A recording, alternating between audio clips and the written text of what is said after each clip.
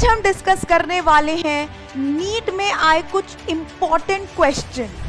जैसे एक क्वेश्चन आप अपनी स्क्रीन पर देख सकते हो, ये बेटा नीट 2021 में पूछा गया सवाल है। बहुतों ने इस क्वेश्चन को सही भी किया होगा और बहुत ऐसे बच्चे होंगे जो शायद इस सवाल को सही नहीं कर पाए होंगे।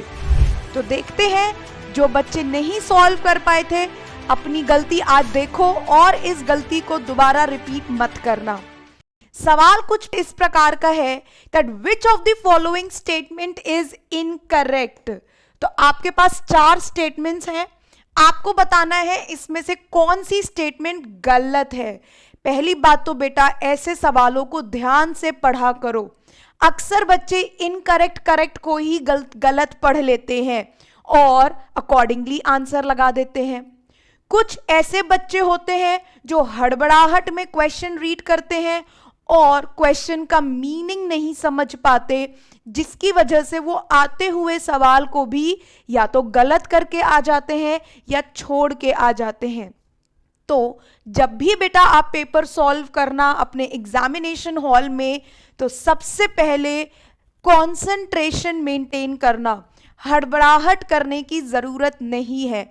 हर लाइन को बहुत ध्यान से पढ़ना और फिर जज करना कि कौन सा ऑप्शन सही है। कम करो लेकिन सही करो। ज्यादा करने के चक्कर में अगर गलती करोगे तो आपको पता है आपको नेगेटिव मार्किंग मिलेगी, जो ज्यादा खतरनाक है। करोगे मेरी बात को फॉलो? चलो तो देखते हैं क्वेश्चंस क्या है, 4 स्टेटमेंट और इसमें से कौन सी इनकरेक्ट है। पहली स्टेटमेंट कहती है mature sieve tube element possess nucleus and other cell organelles.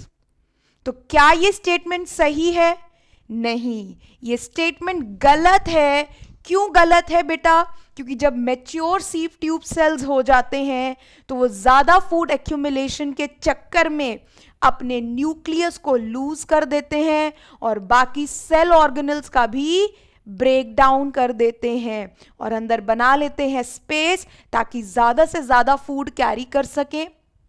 अब जब मैच्योर सीव ट्यूब ने अपने खुद के न्यूक्लियस को लूज कर दिया है तो फिर वो कंपेनियन सेल का सहारा लेता है उन अपने काम को करवाने के लिए।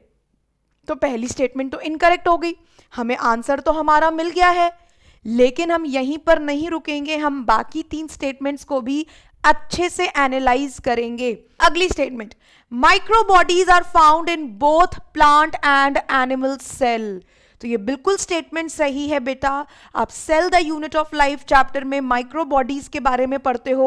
3 माइक्रोबॉडीज आपको पढ़ाई जाती हैं, peroxisome, spherosomes and ग्लाइऑक्सीजोम।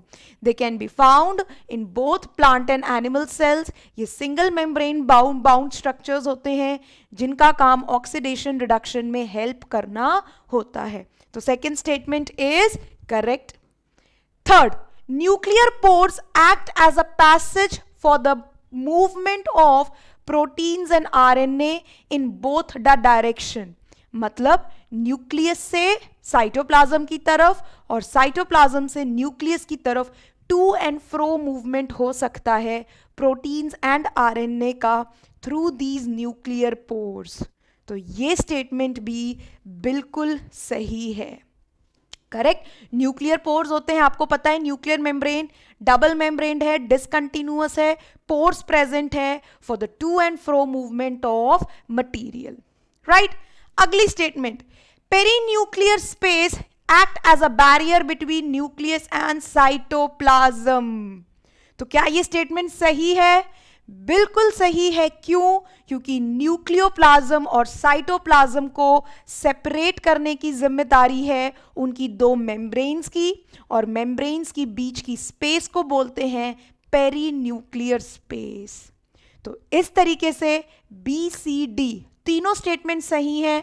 Incorrect statement A है। सवाल में इनकरेक्ट स्टेटमेंट पूछी है तो आंसर हो जाएगा ए। जिन बच्चों को आ गया है समझ में, फटाफट से लिख के बता दो, और कर लिया था जवाब तो भाई सबको मिलते हैं +4 मार्क्स।